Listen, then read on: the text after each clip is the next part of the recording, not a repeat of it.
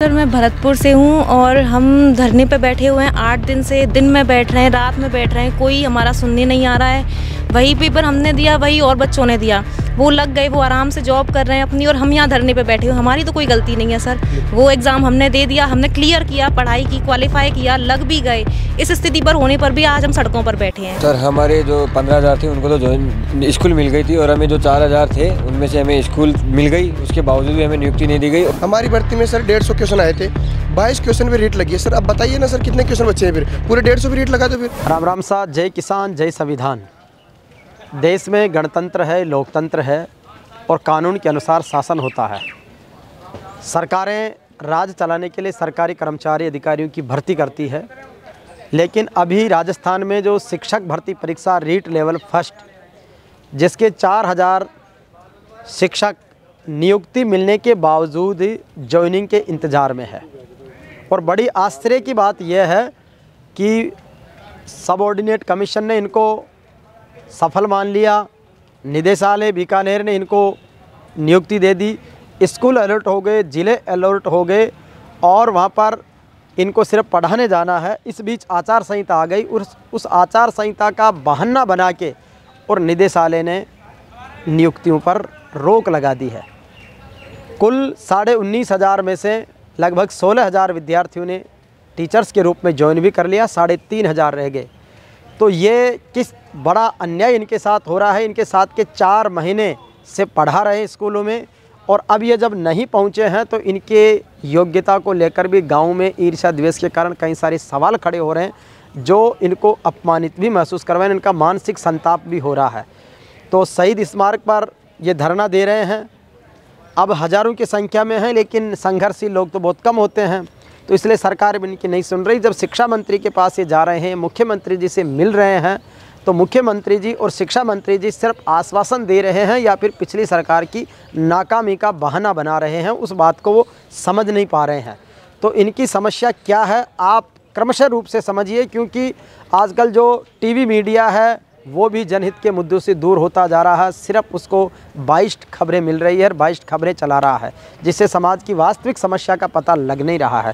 आपको इनकी पीड़ा भी बताऊंगा और ये हर एक व्यक्ति महसूस करेगा कि किस तरीके से सरकारी भर्तियां कोर्ट में अटक रही है। इधर उधर कम्युनिकेशन के अभाव में बेचारे धक्के खा रहे हैं, अफसरों को कोई परवाह नहीं, मंत्रियों को अपनी केवल गुटबाजी, अपनी लाइजनिंग में लगे हुए हैं। आखिर इनकी कौन सुनेगा? जिन सरकारों पर जिम्मेदारी लोकतंत्र में, उनको ही सुनना पड़ेगा। सरकार चुनी हुई सरकार, पूरी जनता की उम्मीद होती है। तो इस पीड़ा को हम आपके बीच में रख रहे हैं, एक एक से परिचय करवाऊंगा और वो अपनी बात रखेंगे कि आखिर रीट लेवल जो फर्स्ट है वो कब आई, कब कब भर्ती हुई, कब एग्ज़ाम हुआ, कब रिज़ल्ट आया और किस तरीके से इनको संघर्ष में अधर मझधार में लटकना पड़ा है। तो जी नमस्कार, आपका नाम? नमस्कार सर, मेरा नाम धीरज शर्मा है। धीरज भाई, ये क्या मामला है पूरा, किस तरीके से आप परेशान हो रहे हैं? सर हमारा मामला ये है कि हमारी विज्ञप्ति 2022 16 दिसंबर से हमारे फॉर्म भरना स्टार्ट हुए थे इस भर्ती के संबंध में सर, और 25 फरवरी को हमारा एग्ज़ाम हुआ था, एग्ज़ाम कंडक्ट हुआ था। उसके बाद में सर 2 गुने का रिज़ल्ट हमारा 29 मई को जारी हुआ, और 1 गुने में हम जो सब चयनित हुए, सारे के सारे सिलेक्टेड थे, वो 31 अगस्त को हमारा रिज़ल्ट जारी हुआ। फाइनल सिलेक्शन हो गया? फाइनल सिलेक्शन हमारा 31 अगस्त को जारी हो गया सर। और उसके बाद में 10 सितंबर को हमारे सबके ज़िले भी अलॉट हो चुके थे, और उसके बाद आगे 20 से 23 तक की डेट में 20, 21, 22 और 23 4 दिन के अंदर अंदर हम सबको स्कूल भी आवंटित कर दिए गए थे इन चार दिनों में। उसके बाद में सर हमारे ज्वाइनिंग आदेश जारी हुए 30 सितंबर के आसपास में कईयों के ज्वाइनिंग आदेश जारी हो गए थे कुछ। फिर उसके बाद में लगातार सीरीज़ के अनुसार, जैसे किसी का 1 दिन पहले, किसी का 1 दिन बाद में, तो लगातार ये ज्वाइनिंग आदेश हमारे निकलते रहे। लेकिन 8 तारीख के बाद में जिनके ज्वाइनिंग से, या फिर 8 तारीख को जिनके ज्वाइनिंग आदेश जारी हुए या 8 तारीख के बाद में हुए, वो क्योंकि 9 तारीख को प्रभावित हो गई थी हमारी आचार संहिता हमारे राजस्थान में, इस कारण से 9 अक्टूबर को, जिनके 8 अक्टूबर को 9 अक्टूबर को ज्वाइनिंग आदेश जारी हुए, वो ज्वाइन नहीं कर पाए आचार संहिता की वजह से, और उसके बाद में फिर हमारी भर्ती अब तक उलझी हुई है। तो ये ताज्जुब की बात है कि आचार संहिता लग गई, लेकिन भर्ती आचार संहिता से पहले सब कंप्लीट हो चुकी, ज्वाइनिंग मिल गई, बच्चों को सिर्फ स्कूल ज्वाइन करना था, केवल आचार संहिता का बहाना बनाकर उनको रोक दिया गया। ये तो वही बात हो गई है कि जैसे मान लो कि कहीं पर कोई कंस्ट्रक्शन का काम चल रहा हो, तो प्रोजेक्ट लगातार चलता है और आचार संहिता लग गई, सब काम ही बंद कर दो। जो अधूरी छत को क्या अधूरी छोड़ा जा सकता, या कोई खाई खुद रही है उसको छोड़ा जा सकता, प्रोजेक्ट तो पूरा किया जाना है।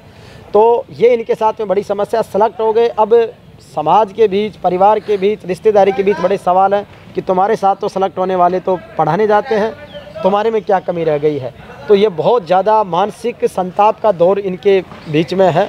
और इस तरीके के संताप से और क्या क्या कठिनाइयों का सामना आपको करना पड़ रहा है? सर हमारे जो 15,000 थे उनको तो जो स्कूल मिल गई थी, और हमें जो 4,000 थे उनमें से हमें स्कूल मिल गई, उसके बावजूद भी हमें नियुक्ति नहीं दी गई। और कोर्ट में मामला तो कोर्ट का और बोर्ड का था, जो कि कृष्णों से संबंधित था, और हमारा मामला था निदेशालय से संबंधित, जबकि सबको निदेशालय तो फ्री था, उसके बावजूद भी हमें स्कूल देने के बाद भी नियुक्ति नहीं की गई। और हमारी स्थिति ये है कि हम स्कूल के गेट के बाहर हैं और लॉक लगा दिया, हमें अंदर नहीं जाने दे रहे। और अब गांव में जाते हैं तो वहाँ भी ताने मिलते हैं, और कोर्ट तो तारीख पे तारीख दे रहा है, हमें 6 तारीख मिल गई और हमें न्याय नहीं मिल रहा है। मतलब अनावश्यक ही कोर्ट में निदेशालय पार्टी बन रहा है। हाँ, निदेशालय बिना वजह काम हो रहा है, जबकि ये तो काम ही बोर्ड का और इसका है, जो याचिका करता है उनका मामला था, और फिर भी हमें फंसा दिया गया है बीच में। और क्या कहना चाहोगे आप इसमें क्लैरिटी की सरकार से आप क्या चाहते हो? सरकार क्या नहीं समझ पा रही है? निदेशालय के अधिकारियों को क्या बताना चाहते हो जिससे वो समझ पाएँ? हम सरकार से यही कहना चाहते हैं कि जो हमारा जो मटेरियल है उसको वो ढंग से समझे। वो जब हम उनको कोई बात बताते हैं उनके अधिकारियों को, उनको, तो वो कोर्ट का मामला सुन के ही पीछे हट जाते हैं। बल्कि सर हमारा कोर्ट से कोई लेना देना है नहीं। 21,000 की भर्ती थी, 19,500 को एक साथ स्कूल अलॉट हुए, सब कुछ एक साथ हुआ उनका। लेकिन हम जो 3,500 के करीब हैं, वो 8 तारीख को हमारी ज्वाइनिंग आदेश हुए, लेकिन 9 को 12 बजे के आसपास आचार संहिता लग गई थी, हमारी ज्वाइनिंग नहीं हो पाई। उसके बाद जब आचार संहिता भी हटने वाली थी 4 तारीख को, तो 30 नवंबर को जो है कोर्ट का और बोर्ड का कोई मैटर चल रहा था क्वेश्चन का, तो उसकी वजह से बोर्ड ने यथास्थिति रख दी कोर्ट ने। लेकिन वो उन बच्चों के लिए रखी थी जिनका याचिका के मतलब जो लगा हुए हैं, और जो 1500 सीटें उनके पास पहले से पड़ी है। अगर बोर्ड चाहता तो उन 1500 सीटों में से वहाँ पे वो अच्छे पैरवी करके बोल सकते थे कि अगर कुछ भी क्वेश्चन का जो मैटर है, जो बंजे कुछ कट ऑफ के अंदर आएंगे या बाहर जाएंगे, कुछ भी हो, हम उन जो अभी 1500 सीटें हमारे पास वीकेंड है उनमें से हम कर देंगे। लेकिन उन्होंने जानबूझ के मतलब निदेशालय को इसमें फंसा दिया, और अब हम कम से कम 5,000 के करीब हैं जो अब दर दर की ठोकरें खा रहे हैं, ना हमारी कोई सुन रहा है। और बस यही है कि आज भी हमने 8 दिन से हम जो शहीद स्मारक पे धरना दे रहे हैं। रात को भी बारिश आई, लेकिन लगभग हम 250-300 लड़के और कम से कम 40-50 लड़कियां अभी भी वहाँ बैठे हैं धरने में। और हम सरकार से यही मांग करते हैं कि सर, जब आचार संहिता हट गई थी उसके बाद हमें ज़बरदस्ती इसमें घसीट दिया, अब फिर से आचार संहिता लगने वाली है। तो सर हम ये चाहते हैं कि अब तो कल एजी साहब भी बन गए। जब हम पहले सर से मिलने गए थे सीएम साहब से, तो उन्होंने हमें आश्वासन दिया था कि आप 3-4 महीने रुक गए तो 15 दिन और रुक जाओ, एजी साहब बैठते ही सबसे पहले तुम्हारा काम करवा देंगे। अब कल एजी साहब भी बैठ चुके हैं, तो हम अब यही है कि अब तो सर हमारा काम करवाए, वरना सर फिर आचार संहिता में 13 फरवरी जो हमारी आगामी डेट है, तो सर अगर 13 फरवरी को काम नहीं होता तो अगली डेट 100% फिर आचार संहिता में फंस जाएगी, तो सर फिर काम होना मुश्किल है सर। तो कोर्ट और बोर्ड के बीच के मामले को निदेशालय ने बिना बात ही पार्टी बन के और उसमें, अच्छा, कोर्ट का नाम सुनते ही अफसर कह देते साहब तो कोर्ट का मामला है, बाद में देखेंगे, जबकि कोर्ट के बहुत से ऐसे फैसले हैं जिनको भी निदेशालय नहीं मानता है। ये मनमर्जी की बात है। आप जो भी निदेशालय में या जिस भी बोर्ड में जो लोग बैठे हैं वो भी किसी न किसी इंसान के रूप में ही है, तो इंसान के नाते संवेदनाओं को पढ़ना, संवेदनशील शासन चलाना सरकार का, अधिकारियों का दायित्व है। तो बच्चों की समस्याओं को सही तरीके से समझे। दूसरा बड़ा सवाल है कि 150 क्वेश्चन इसमें आते हैं, प्रश्न आते हैं 150 पेपर में। क्या बोर्ड के पास ऐसे योग्य लोगों की टीम नहीं है कि 150 क्वेश्चन भी ढंग से बना सके ताकि ये भर्तियां कोर्ट में नहीं जाए? आप इसके लिए अन्य कई राज्यों के एक्सीलेंट पैटर्न देख सकते हो, यूपीएससी का देख सकते हो, कभी भर्ती कोर्ट में नहीं जाती। लेकिन इतना बड़ा ताम झाम, इतना बड़ा खर्च करने के बावजूद क्या ऐसे योग्य प्रोफेसर नहीं मिल पा रहे हैं कि 150 क्वेश्चन सही बना दी, जिनका कोई दूसरा द्विअर्थी होना ही नहीं चाहिए? बिल्कुल सर, तो ये बहुत बड़ी मतलब सरकार की चूक है या, लेकिन चूँकि अवसरवादिता, स्वार्थपरता इतनी बढ़ गई है कि दूसरे का दर्द महसूस ही नहीं हो रहा। क्या स्थिति आ रही है, बड़ी आश्चर्यजनक बात। ये गुड़िया है, क्या नाम है? सर मेरा नाम करिश्मा है। करिश्मा, तो आपके साथ भी वही 5,000 वाली स्थिति हो रही है। जी सर मैं भरतपुर से हूँ और हम धरने पे बैठे हुए हैं 8 दिन से। दिन में बैठ रहे हैं, रात में बैठ रहे हैं, कोई हमारा सुनने नहीं आ रहा है। वही पेपर हमने दिया, वही और बच्चों ने दिया। वो लग गए, वो आराम से जॉब कर रहे हैं अपनी, और हम यहाँ धरने पे बैठे हुए। हमारी तो कोई गलती नहीं है सर। वो एग्ज़ाम हमने दे दिया, हमने क्लियर किया, पढ़ाई की, क्वालिफाई किया, लग भी गए। इस स्थिति पर होने पर भी आज हम सड़कों पर बैठे हैं, और उसमें हमारी क्या गलती है? सड़कों पर बैठना हमारा काम थोड़ी ना है। हमारा काम है पढ़ना, मेहनत करना, आगे बढ़ना। वो हमने किया, लेकिन फिर भी हमारी ज्वाइनिंग नहीं हो रही है। सरकार सुनवाई नहीं कर रही है। मिल रहे हैं लोगों से, मंत्रियों से, सभी से हाथ जोड़ रहे हैं कि सर हमारा काम करवा दीजिए। हमारी कोई गलती नहीं है, हम तो बच्चे हैं, हमें बस स्कूल में जाके अपना काम करना है, आगे और बच्चों को पढ़ाना है, शिक्षित करना है, लेकिन कोई नहीं सुन रहा है सर। ये बड़ी आश्चर्य की बात है कि जहाँ पर बच्चे टीचर्स का वेट कर रहे हैं, सरकार कह रही है कि प्रत्येक स्कूल में समुचित संख्या में अध्यापकों को लगाया जाएगा।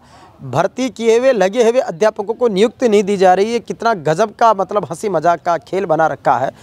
दूसरी चीज़ इसमें कि जहाँ पर जो शिक्षक योग्यता के साथ में बन गए उनको उठकारे, नई भर्तियां तो आने की बहुत दूर की बात है। अभी तक तो जो भर्तियों में सक्सेस हो गए, सफल अभ्यर्थी है, उनको नियुक्ति देने में भी बड़ा जोर आ रहा है। तो ये बहुत बड़ी समस्या की बात है, बहुत बड़ी चुनौती की बात है। सरकार को इस पर ध्यान देना चाहिए, मंत्रियों को संवेदनशीलता के साथ में इनकी बात को सुनना चाहिए, निदेशालय के अफसरों को बात को समझ के, क्योंकि जब आचार संहिता लगती है या कोई भी होता है तो बैकडेट में ट्रांसफ़र पोस्टिंग भी तो आते हैं। इनके तो बेचारों के लीगल है, आप उसको लीगल को ये करें कि साहब कोर्ट का मामला है। आपके ट्रांसफ़र पोस्टिंग बैकडेट में किए जाते हैं, उन पर तो कोई कोर्ट का मामला नहीं होता, आचार संहिता आड़े नहीं आती है।